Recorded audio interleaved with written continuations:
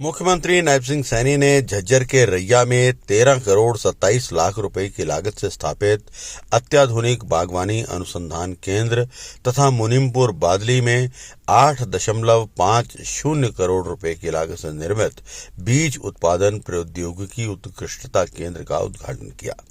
मुख्यमंत्री ने कहा कि ये दोनों परियोजनाएं किसानों को आधुनिक तकनीक, उन्नत अनुसंधान और गुणवत्तापूर्ण पौध सामग्री उपलब्ध कराने में महत्वपूर्ण भूमिका निभाएगी तथा प्रदेश में बागवानी क्षेत्र को नई गति प्रदान करेगी। मुख्यमंत्री ने इस अवसर पर 53 करोड़ 60 लाख रुपए की लागत से तैयार 7 अन्य विकास परियोजनाओं का भी उद्घाटन कर उन्हें आमजन को समर्पित किया। इनमें झज्जर लघु सचिवालय और आवासीय परिसर शामिल है।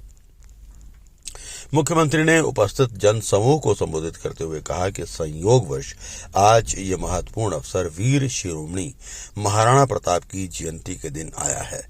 उन्होंने महाराणा प्रताप को नमन करते हुए कहा कि उनका जीवन साहस, स्वाभिमान, त्याग और अटूट संकल्प का प्रतीक है। मुख्यमंत्री सैनी ने बादली विधानसभा क्षेत्र के समग्र विकास के लिए अनेक महत्वपूर्ण घोषणाएं भी की।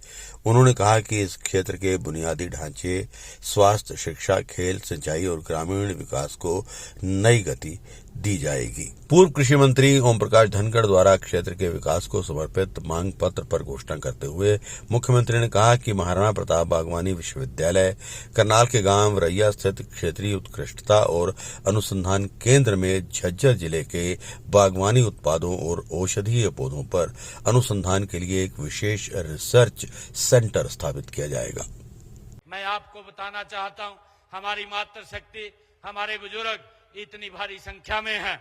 जब मैं चुनाव विधानसभा का चल रहा था, चुनाव के समय जब हमने अपना संकल्प पत्र जारी किया था, उस संकल्प पत्र के अंदर 217 संकल्प हमने लिए थे। मुझे खुशी है कि हमने आज उन संकल्पों में से 63 संकल्प 1.5 वर्ष के अंदर पूरे कर दिए हैं। साथियों, वो संकल्प वो महत्वपूर्ण संकल्प हैं। हमने अपने साथियों संकल्प पत्र में कहा था कि हम किसान की 24 की 24 फसलें एमएसपी पर खरीदने का काम करेंगे। साथियों, मुझे खुशी है, देश का पहला राज्य हरियाणा प्रदेश है जो अपने किसान की 24 की 24 फसलें एमएसपी पर खरीदने का काम कर रहा है।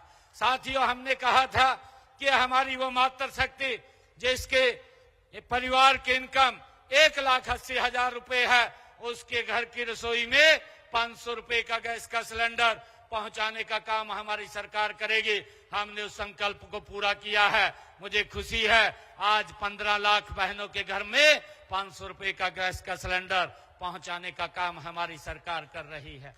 और ऊपर का पैसा, साथियों, ऊपर का पैसा 300 करोड़ रुपया हमने बहनों के खाते में जमा कराने का काम किया है। साथियों, हमने कहा था कि मेरे किसान की फसल के ऊपर अगर कोई प्राकृतिक आपदा आएगी तो हमारी सरकार उसका भरपाई करने का काम करेगी। साथियों, ये 11 वर्षों के अंदर हमारी सरकार ने 16,500 करोड़ रुपया किसान के खाते में पहुंचाने का काम उसकी फसल के खराबे का साथियों किया है। और इसी प्रकार साथियों, हमने जो हरियाणा के अंदर हमारी माताएं बहनें हैं, हमने उनको कहा था 2100 रुपया देने का काम हमारी सरकार करेगी। साथियों, ऐसे ये वायदे हैं जो सरकार सत्ता के अंदर आती है, साथियों वो बोलते हैं कि ये तो अभी 5 साल के लिए मैंडेट है, आखिर में पूरा करेंगे, और जाते जाते साथियों भूल जाते हैं, नए वायदों के साथ आते हैं। परंतु ये नरेंद्र मोदी जी के नेतृत्व वाली ये डबल इंजन की सरकार जो वायदा आपसे किया है उस वायदों को पूरा करने का काम साथियों ये आपकी सरकार कर रही है। मुझे खुशी है, हमने 2100 रुपया भी बहनों को पहुंचाना शुरू कर दिया है। हमने पहले फेज के अंदर 5,000